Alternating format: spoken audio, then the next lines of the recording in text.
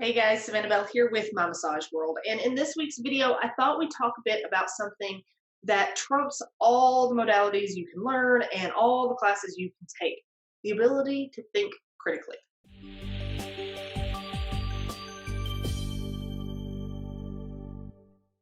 Have you ever been in a class, continuing education or otherwise, and you're told A plus B equals C, or that you have to follow some strict guideline for how to do something? There's a system in place, a how to, a step by step guide for how to achieve a certain result. But have you ever stopped to ask why? Or to make the connection between one technique and another, or one skill set and another? That's critical thinking, the ability to not just think about or regurgitate the facts you know, but rather to evaluate them, to think of them in a more complex way, to question and consider different aspects. And this is also one of the most critical skills to have, both as a massage therapist and as a business owner.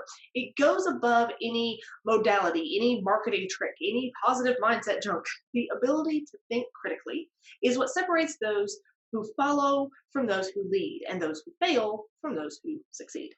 A technique isn't going to do anything for you if you don't have critical thinking skills to go along with it. A big part of my practice was orthopedic and post surgical work. So, someone presents with some sort of pain, and it was my job to evaluate, treat, and refer accordingly.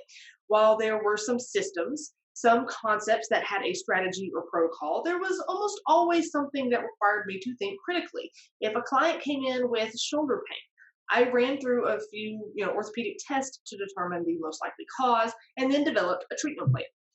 Sometimes it was pretty straightforward, but oftentimes I found that one complaint led to others, that the typical results of a test for something weren't quite typical. There was more going on, or any number of other curveballs. If I had been completely reliant on some by the book thinking, some basic formula for how to test and how to treat, I probably wouldn't have been able to help nearly the number of people that I did. The same can be said no matter what style of massage you do. Are you able to look at the situation and come to your own conclusions and work accordingly? Or are you relying on some very specific guidelines and protocols that you were taught? Are you doing the whole three strokes this way and three strokes that way kind of thing? Guess what? Not everybody needs or wants that. You have to adjust and create your own way of doing things, and that involves a lot of critical thinking as you go. Someone who knows very few separate modalities can do wonders with a good understanding of the anatomy, physiology, and kinesiology they know, along with some critical thinking skills on how it all fits together.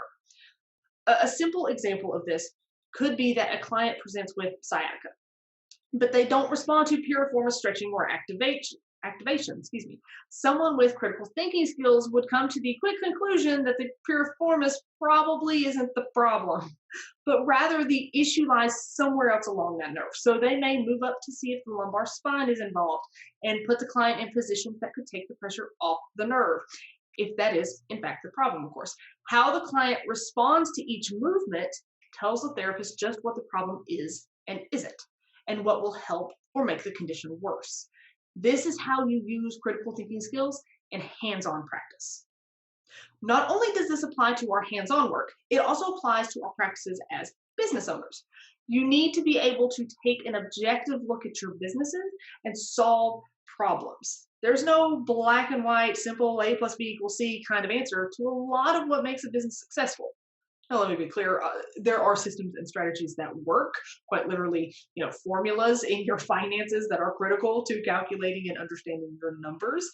But how does that translate into the real world application of how you move forward?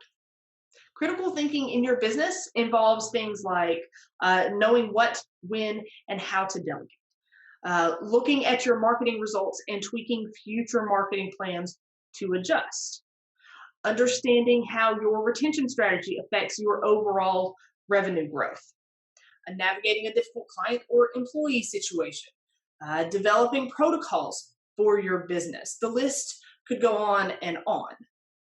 Just like you would take your clients through different mobilizations or apply pressure in certain areas to give you a sense of what's going on and what to do about it, you'll do the same to your business. What data can you look at, and how can you use that data? What are the results of certain movements and positions in your business? Put those critical thinking skills to good use, both in the treatment room and at your desk. And if you're looking for some more help in marketing, getting more clients, and growing your massage practice, join our membership program full of business classes and lessons and done for you marketing content to help you build your practice fast. It's just $29 a month with no contract. You can check out more on what's included and see examples of everything on our website at mymassageworld.com. And be sure to like us on Facebook, join our free Facebook group, subscribe to us on YouTube, and stay tuned for more videos. There is a new one every week.